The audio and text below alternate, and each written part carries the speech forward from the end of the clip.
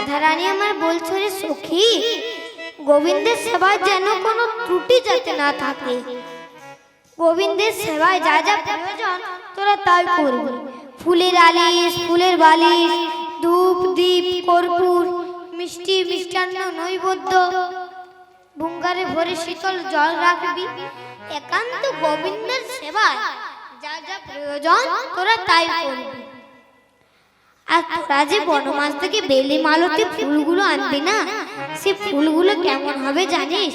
সখীরা বলে কেমন হবে রে রাধারানী আমার বলছে, তাহলে শোন না। যে ফুলে এখনো ফুটেনি কলি, যে ফুলে এখনো বসেনি ওলি, যে ফুলে এখনো ফুটেনি কলি, যে ফুলে এখনো বসেনি ওলি, যে ফুলে এখনো ফুটেনি কলি, যে ফুলে এখনো বসেনি ওলি, যে ফুলে এখনো ফুটেনি কলি, যে ফুলে এখনো বসেনি ওলি, জোড়া ফুলে কৃষ্ণ সেবা হবে না, আমার ঝরা ফুলে কৃষ্ণ সেবা হবে না, জোড়া ফুলে কৃষ্ণ সেবা হবে না,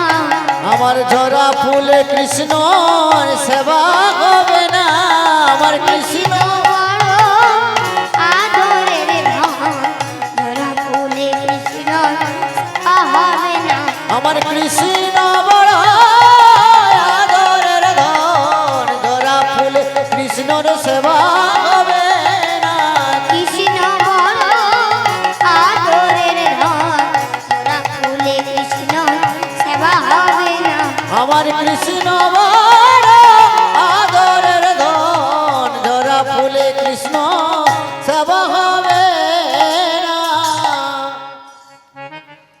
তাই রাধারানীর অনুমতি নিয়ে সকল সখীরা সব কাজ সম্পূর্ণ করলো। আর এদিকে রাধারানী আমার একটি যত্ন করে ফুলের মালা গেঁথে তার উপর সুগন্ধি চন্দন লেপন করে দিল। এখন রাধারানী আমার আশায় বসে আছে যে কখন গোবিন্দ আসবে, কখন গোবিন্দকে মালা পরাবে। কিন্তু এ কি, রাত্রি প্রথম প্রহর, দ্বিতীয় প্রহর, তৃতীয় প্রহর প্রায় তো শেষই হতে চলল, কই গোবিন্দ তো আর এলো না। রাধারানী বলছো রে সুখী, তবে গোবিন্দ আবার কি আজ আসবে না রে সুখী? সে আসবে বলে কেন এলো না রে সুখী? সে আসবে বলে কেন এলো না? সে আসবে বলে কেন এলো না রে?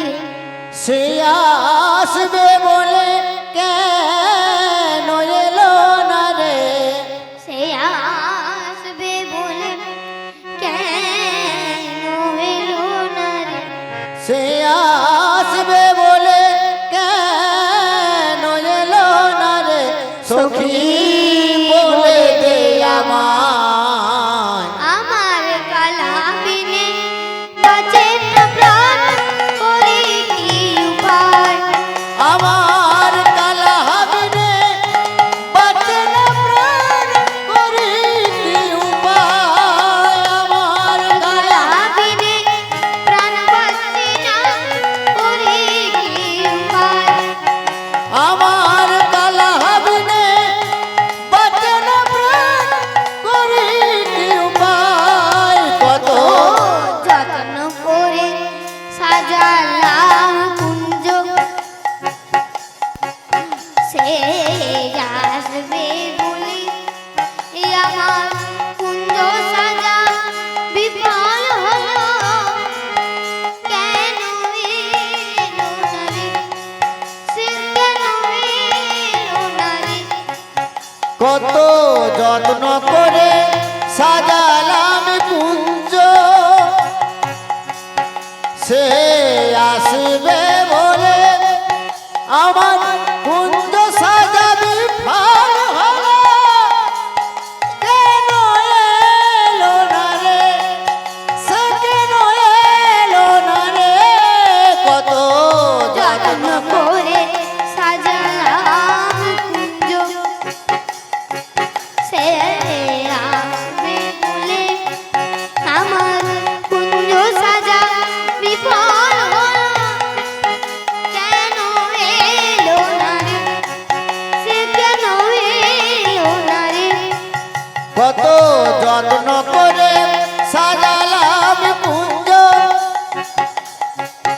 সে আসবে বলে যে সাজাবি ফল হলো কেন এলো না রে সে কেন এলো না রে আমি সারাটা মিষ্টি সখী জেগে যে রইলাম আমি সারাটা নিশি সখী জেগে যে রইলাম আমি সারা আনিসি সখী জেগে যে রইলাম আমি সারাটা নিশি সখী জেগে যে রইলাম দেখ প্রভাত হয়ে যায় কালা হাবিলে বাঁচে না প্রাণ করি কি উপায় আমার কালা হাবিলে বাঁচে না প্রাণ করি কি উপায় কালা হাবিলে প্রাণ বাঁচে না করি কি উপায় আমার কালা হাবিলে বাঁচে না প্রাণ করি কি উপায় আর এদিকে গোবিন্দ আমার গোঠের রাখাল তো তাই মাঠে ঘাটে ধেনু চুরি ক্লান্ত হয়ে ঘুমিয়ে পড়েছে আর যেই না ঘুম থেকে উঠে দেখছে এ কি রাতে তো প্রায় শেষই হতে চললো আমি যে রাধা রানীকে কথা দিয়েছিলাম আজ আমি তার কেশরকুঞ্জে যাব তাই গোবিন্দ আমার তাড়াতাড়ি করে যেই না বেরোতে যাবে অমনি গোবিন্দের চরণে নুপুর বলো রুনু ঝুনু করে বাজতে শুরু করেছে গোবিন্দ আমার বলছে ওই নুপুর এভাবে বাজলে তো চলবে না আজ আমি চন্দ্রাবলীর কুঞ্জদার হয়ে রাধারানীর কুঞ্জে যাব আর তুমি যদি এইভাবে বাজতে থাকো তবে তো আমি চন্দ্রাবলীর কাছে ধরা পড়ে যাব তাই নুপুর বলছে গোবিন্দ তুমি তো আমায় কোনোদিন বাজতে নিষেধ করনি তাহলে আজ হঠাৎ বাজতে নিষেধ করছো কেন প্রভু বলো আমায় বলো নাকি নুপুর কি ভাগ্য করে জন্মেছিল যে গোবিন্দের চরণে স্থান পেয়েছি না রাজা চন্দ্রকান্ত মনুর পুত্র উদয়কান্ত মনু চারিদিকে আগুন জ্বালিয়ে হেট মুন্ডে ঊর্ধ্বপদে কঠোর তপস্যা করেছিল গোবিন্দ আমার সেই তপস্যায় সন্তুষ্ট হয়ে উদয়কান্ত মনুকে বর দিয়েছিল যায় যাও তুমি এইভাবে আমার চরণের নুপুর আমার সদা সর্বদাই আমার চরণে থাকবে আর সদা সর্বদাই রুনুঝুনু করে বাজবে তাহলে আজ হঠাৎ বাজতে নিষেধ করছো কেন প্রভু বলো আমায় বলো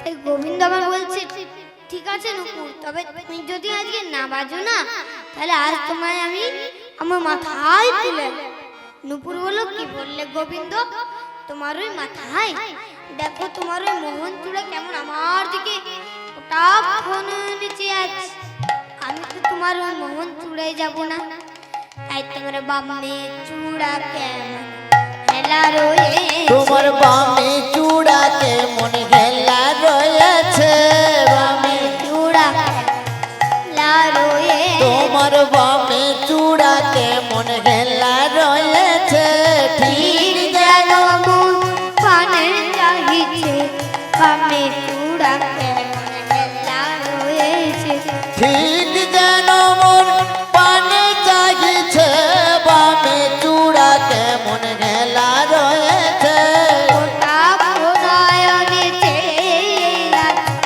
বামে চূড়া হেলা রয়েছে কটাক্ষ নয়নে চেয়ে আছে বামে চূড়াতে মনে হেলা রয়েছে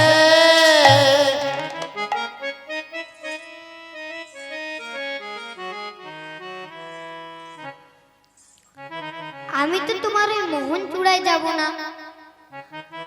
গোবিন্দ আমার বলছে ঠিক আছে নু তুমি যদি আজকে না বাজো তাহলে আজ তোমায় আমি আমার বক্ষ দেশে রাখবো নুপুর বলল কি বললে গোবিন্দ তোমার ওই বক্ষ দেশে ওই গোবিন্দ তোমার বক্ষ দেশ তুমি দান করেছো বক্ষ দেশ তুমি দান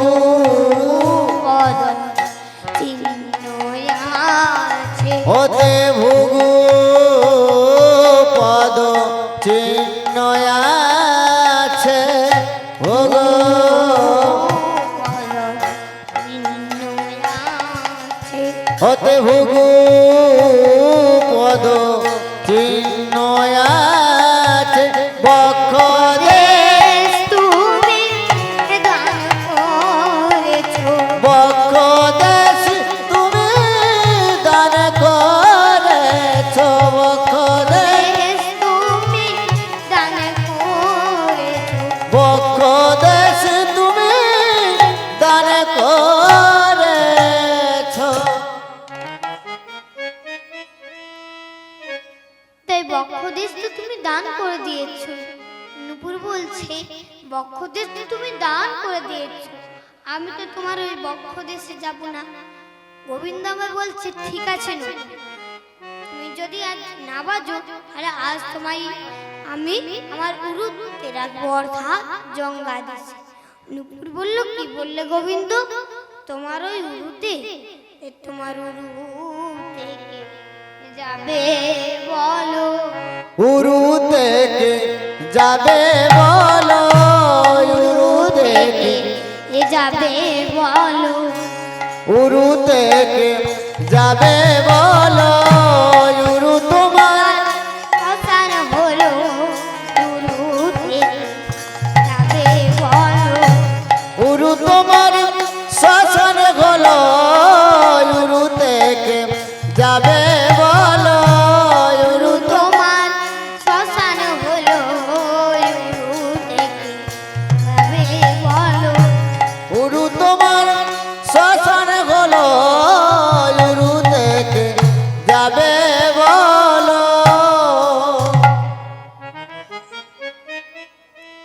তাই নুপুর বলছে গোবিন্দ, যেদিন তুমি প্রহ্লাদের পিতা রাজা হিরণ্যকশিপুকে তোমার ওই উরুতে বধ করেছিলে, সেই দিন থেকে তোমার ওই উরু শ্মশান হয়ে গিয়েছে। তো জানেন মায়েরা, দৈত্য বলে প্রহ্লাদ ছিল যেন গোবরে পদ্ম ফুল গো। বাবা ছিল কৃষ্ণ বহির্মুখী আর সন্তান ছিল কৃষ্ণ ভক্ত। তাই এদিকে প্রহ্লাদ ছিল, দৈত্য বলে প্রহ্লাদ ছিল যেন গোবরে পদ্ম ফুল গো মায়ের। তা গোবরে পদ্ম ফুল কেন বলা হচ্ছে জানেন না? জানেন মায়েরা কেন গোবরে পদ্ম ফুল বলা হচ্ছে না? হিরণ্যকশিপু ছিল কৃষ্ণ বহির্মুখী আর প্রহ্লাদ হলো কৃষ্ণ ভক্ত। তো দেখবেন মায়েরা, কোন বাবার যদি চরিত্র ঠিক না থাকে, তার যদি একটা সুসন্তান হয়, সুপুত্র হয়, তাহলে লোকেরা বলা বলি করে না যে দেখ ওই বাবার ওই ছেলে যেন গোবরে পদ্ম ফুল ফুটেছে গো মা। তেমনি দৈত্য কুলে হিরণ্যকশিপুর পুত্র প্রহ্লাদ যেন দৈত্য কুলে হিরণ্যকশিপুর পুত্র প্রহ্লাদ যেন গোবরে পদ্ম ফুল ফুটেছিল গো মায়ের। হিরণ্যকশিপু ছিল কৃষ্ণ বহির্মুখী আর প্রহ্লাদ হলো কৃষ্ণ ভক্ত। আর এদিকে প্রহ্লাদ ছিল ধীর স্থির শান্ত এবং একান্ত ভগবানের ভক্ত। আর হিরণ্যকশিপু চেয়েছিল প্রহ্লাদকে আসুরিক শিক্ষায় শিক্ষিত করতে। অর্থনীতি, সমাজনীতি, রাজনীতি সব বিষয়ে প্রহ্লাদকে শিক্ষিত করতে চেয়েছিল। আর ধর্মের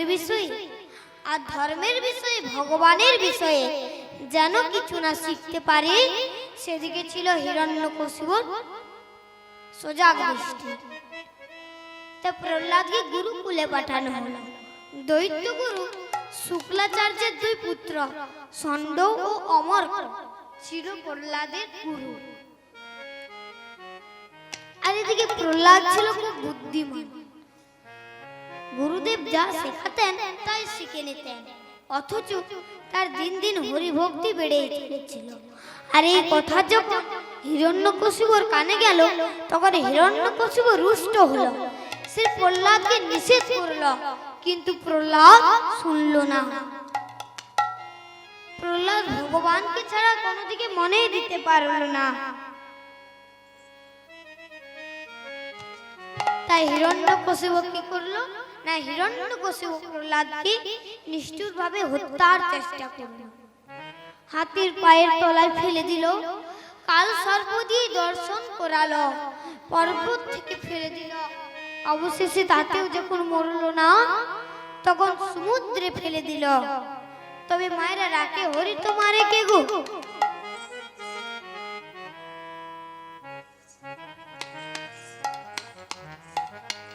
যাকে ভগবান আমার রক্ষা করেন তাকে কেউ মারতে পারে না। তাই যতবার হিরণ্যকশিপু প্রহ্লাদকে হত্যার চেষ্টা করে, ততবারই ভগবান প্রহ্লাদকে বাঁচিয়ে নেয়।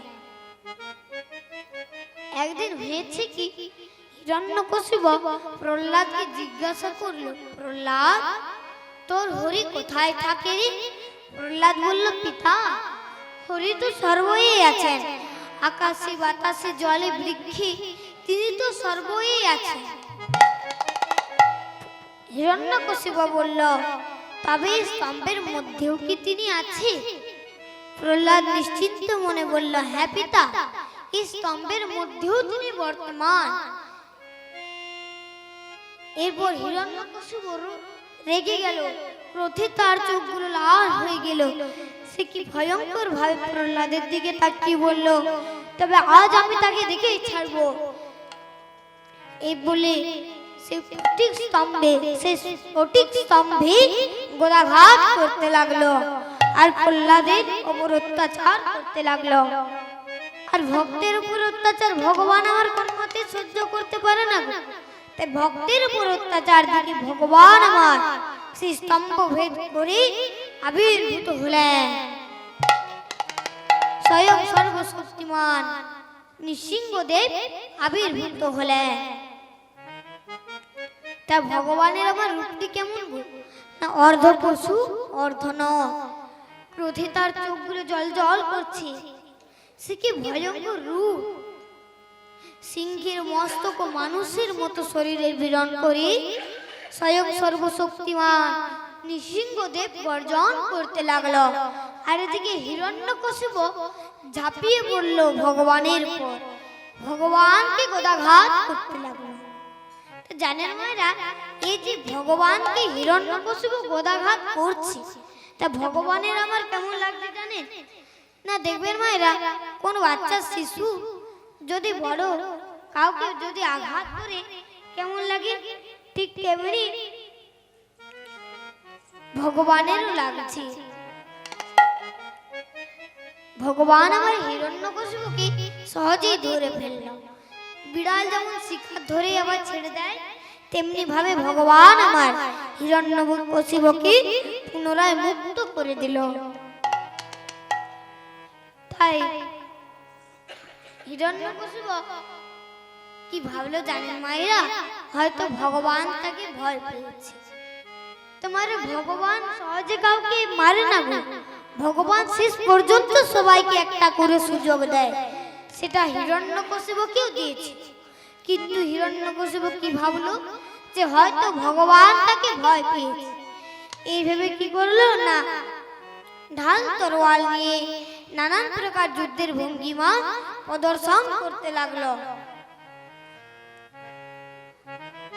সাপ যেমন ব্যাঙকে সহজেই ধরে ফেলে, তেমনি ভগবান আমার হিরণ্যকশিপুকে সহজেই ধরে ফেললো আর ধরে নিয়ে গেল তার দেশে। আর তার দুই উরুর উপর রেখে ভগবান আমার অষ্ট হাসি হাসলেন।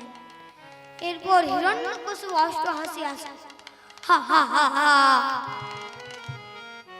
হিরণ্যকশিপু অষ্ট হাসি হেসে বলল, তুমি আমায় মারতে পারবে না, আমি অমর, আমার কেউ মারতে পারবে না। আমার ব্রহ্মা বর দিয়েছেন। ভগবান আমার বলছে, কেন রে, তুই কি মায়ের পেটে জন্ম নিসনি? আমায় ব্রহ্মা বর দিয়েছে, আমি মরবো না, আমি অমর। তোর ব্রহ্মা তোকে কি বর দিয়েছেন? হিরণ্যকশিপু বলল, আমার ব্রহ্মা আমায় বর দিয়েছেন যে আমি আকাশেও মরবো না, মাটিতেও মরবো না। ভগবান আমার বলছে, দেখ দেখ দুষ্টু, দেখ তুই এখন আকাশেও নেই, এখন মাটিতেও নেই, তুই আছিস আমার উরু দেশে। আমায় কোনো অস্ত্র শস্ত্র দিয়ে মারতে পারবে না, হিরণ্যকশিপু বলল। ভগবান এবার বলছে, এই যে দেখতে পাচ্ছিস দুষ্টু পাপিষ্ঠ, এই যে দেখতে পাচ্ছিস আমার বড় বড় নখ, এই নখ দিয়ে তোর বক্ষদেশ আমি চিরে ফেলবো। এরপর হিরণ্যকশিপু অষ্ট হাসি হাসলো, হা, হা, হা, হা। তুমি আমায় মারতে পারবে না, কারণ আমি মানুষ বা পশুর কাছে মরবো না। দেখ, ভগবান আমার বলছে, দেখ আমি মানুষও নই, আমি পশুও নই, আমি হলাম নৃসিংহদেব। আমি ঘরে বা বাইরে কোথাও মরবো না। দেখ, ভগবান আমার বলছে, দেখ তুই এখন ঘরেও নেই, এখন বাইরেও নেই, তুই আছিস দ্বার দেশে। আমি দিনেও মরবো না, আমি রাতেও মরবো না। ভগবান আমার বলছে, দেখ এখন দিনও নয়, এখন রাতও নয়, এখন হলো গোধূলি সময়। এইবার আমার হাত থেকে আর তোকে কেউ বাঁচাতে পারবে না। আমার ভক্তের উপর অত্যাচার আমি সহ্য করি কি রূপে? এই বলে ভগবান আমার হিরণ্যকশিপুর বক্ষদেশ চিরে ফেলল। আর হিরণ্যকশিপুর দেহ থরথর করে কাঁপতে কাঁপতে স্থির হয়ে পড়ল। তাই জয় ভক্তবৎসল ভগবান কি জয়, জয় ভক্তবৎসল ভগবান কি জয়, জয় ভক্তবৎসল ভগবান নৃসিংহদেব কি জয়। তে ভগবান আমার ভক্তের উপর কোনো মতেই অত্যাচার সহ্য করতে পারে না, কারণ তিনি যে ভক্তের ভগবান, তিনি যে ভক্তের ভগবান। তাই সে যে ভক্তের ভগবান পারে না সইতে কোনোদিন যে ভক্তের অপমান। সে যে ভক্তের ভগবান পারে না সইতে কোনদিন যে ভক্তের অপমান। সে যে ভক্তের ভগবান পারে না সইতে কোনোদিন ভক্তের অপমান। সে যে ভক্তের ভগবান পারে না সইতে কোনদিন যে ভক্তের অপমান। সে যে ভক্তের ভগবান ভক্তকে কেউ আঘাত দিলে পারে না সইতে, পাপীদের সাজা দেয় গো প্রভু মুক্তি বাঁচাতে। ভক্তকে কেউ আঘাত দিলে তা পারে না সইতে, পাপীদের সাজা দেয় গো প্রভু ধর্মকে বাঁচাতে। ভক্তকে কেউ আঘাতে দিলে তা পারে না সইতে, পাপীদের সাজা দেয় গো প্রভু ধর্মকে বাঁচাতে। ভক্তকে কেউ আঘাত দিলে তা পারে না সইতে, পাপীদের সাজা দেয় গো প্রভু ধর্মকে বাঁচাতে।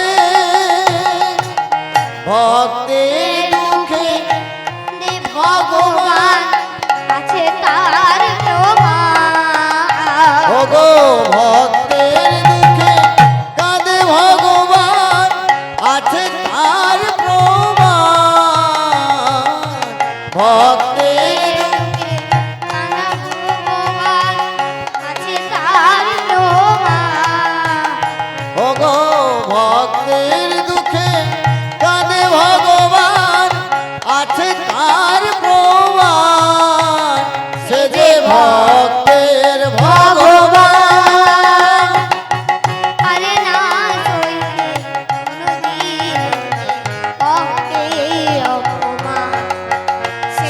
ভক্তের ভগবান পারে না সইতে কোনদিন যে ভক্তের অপমান সে যে ভক্তের ভগবান সে যে ভক্তের ভগবান সে যে ভক্তের ভগবান।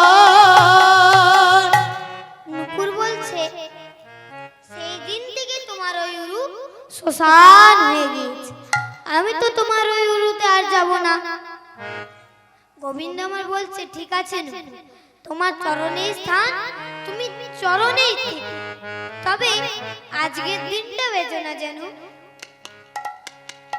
নুপুর বলছে ঠিক আছে গোবিন্দ। এই বলে সেই না গোবিন্দ আমার বেরিয়েছে, অমনি নুপুর আবার ঝুনু করে বাজতে শুরু করেছে। আর গোবিন্দ আমার কেমন ভাবে যাচ্ছে, কেমন ভাবে যাচ্ছে না, ও ভিসারে চলে শ্যামেরা কুঞ্জে যাবে বলে। অভিসারে চলে শ্যামেরাই কুঞ্জে যাবে বলে।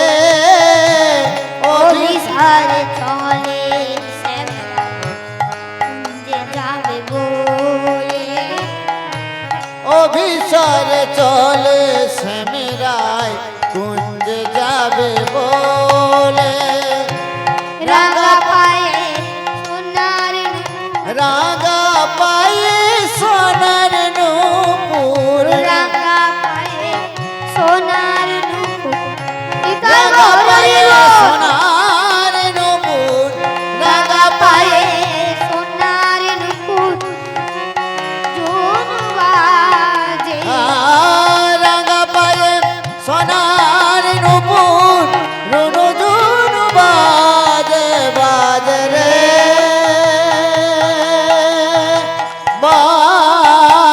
বাজে রে। রাঙা পায়ে সোনা